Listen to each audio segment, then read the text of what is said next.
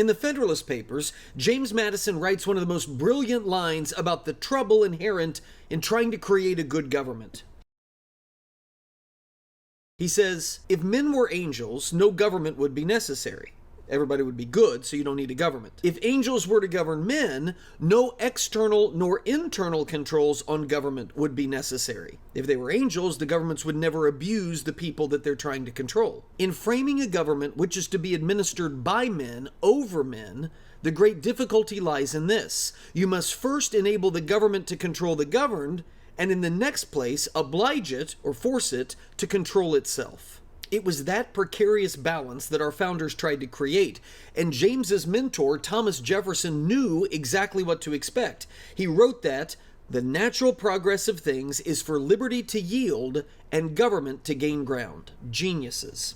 If you haven't been paying attention, the government is gaining ground. And what's most appalling is the way that they're doing it. The same government officials that love to campaign against the greedy are out demonstrating once again that when it comes to greed, nobody holds a candle to government. Who else points their gun at the head of people, takes all their money, spends it by creating some program that employs only their cronies, and then goes around telling everyone how generous they are? That's textbook greed, the lifeblood of socialists. Of course, as Margaret Thatcher explained, the problem with socialism is that you eventually run out of everybody's money, so you have to keep being creative. And right on cue, introducing Kamala Harris's recently announced proposal to, if elected president, begin taxing people's unrealized capital gains by 25%. Now, here's the danger. Most average Joes don't think they have any capital gains, and so it's really not going to affect them. And that is exactly what the greedy hordes in DC are counting on. So let's make this simple. Please share this with others.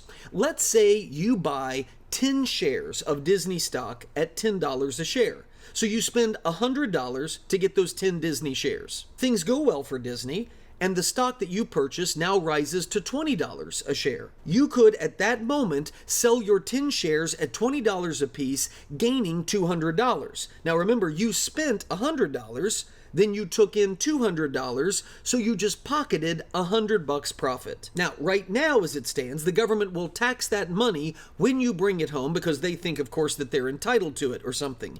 Greed. But what if you didn't sell your stock? What if you decided to wait and see if the stock would rise to $30 or $40 or even $50 a share? What Kamala Harris is proposing is to still tax you because you own stock that is of higher value. You haven't cashed it in, but she still wants to tax it.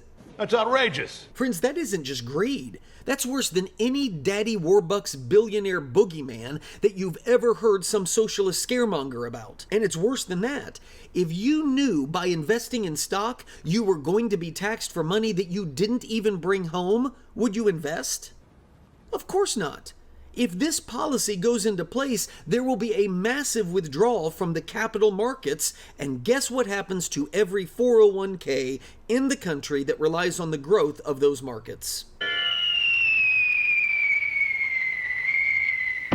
This is what government greed can do, and Jefferson warned it was coming. It's why Madison and his boys tried so hard to create a system by which you and I could vote and keep those greedy tax collectors at bay. I guess we'll see if we're wise enough to listen on November 5th.